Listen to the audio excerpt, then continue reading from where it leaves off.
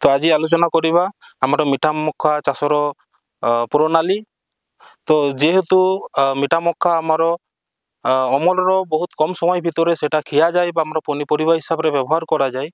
तेणु मीठा मक्का को अधिक लाभजनक फसल हिसाब से आमे चाष कर स्पेशली जो एरिया रे पाखे आमर बर मार्केट बर सिटी बा टाउन थी आमर मार्केटिंग पाई सुविधा हो पार। तो साधारणतः आमर मीठा मक्का वर्ष सारा चाष करा जाए। खारिफ फसल हिसाब से आमर जून जुलाई मासरे चाष करा हुए एवं रबी फसल हिसाब से आमर सेप्टेम्बर अक्टोबर चाष करा जाए। एबे जदि देखिबा तार एकर पिछु मंजीर बिहन परिमाण एकर को आमर 4 केजी लेखा दरकार पड़े। स्पेसिंग जदि आम देखा भल अमल पाइबापी आमर धारी को धारी 75 सेंटीमीटर एवं आमर गच को गच 30 सेंटीमीटर जदि मेंटेन करवा भल अमल पाइबार आमर संभावना रहिबो। एबे देखिबा आमर मंजी विशोधन जोटा कि जेकोसी फसल पाई बहुत ही गुरुत्वपूर्ण गोटे स्टेप। तो आमर मीठा मक्कार मंजी विशोधन पाई इमिडाक्लोरपिड 5 ग्राम प्रति केजी बिहन रे मिसेकी जदि विशोधन करवा आमर रोग कीट पतंगरु आमर 40 दिन जाए से मक्का मंजी आमर सुरक्षित रहिबो।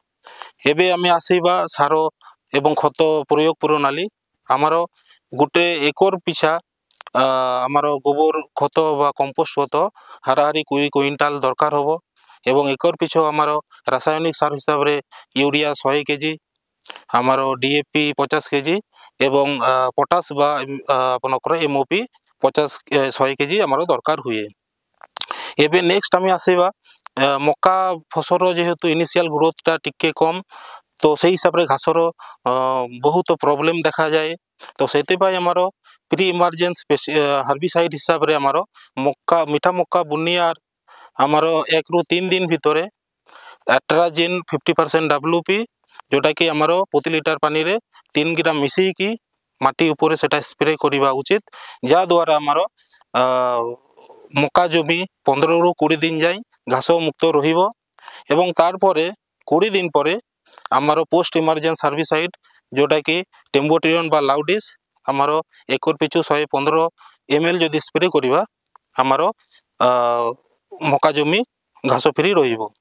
आमर यही अंचल पाई मीठा मक्कर किसी भल किसम भितर रोचे आमर सुगार 75 मिष्टी पुषा सुपर स्वीट कॉर्न यही सब चाषी मान चाष कले बहुत लाभान्वित हो पारिबो। नमस्कार।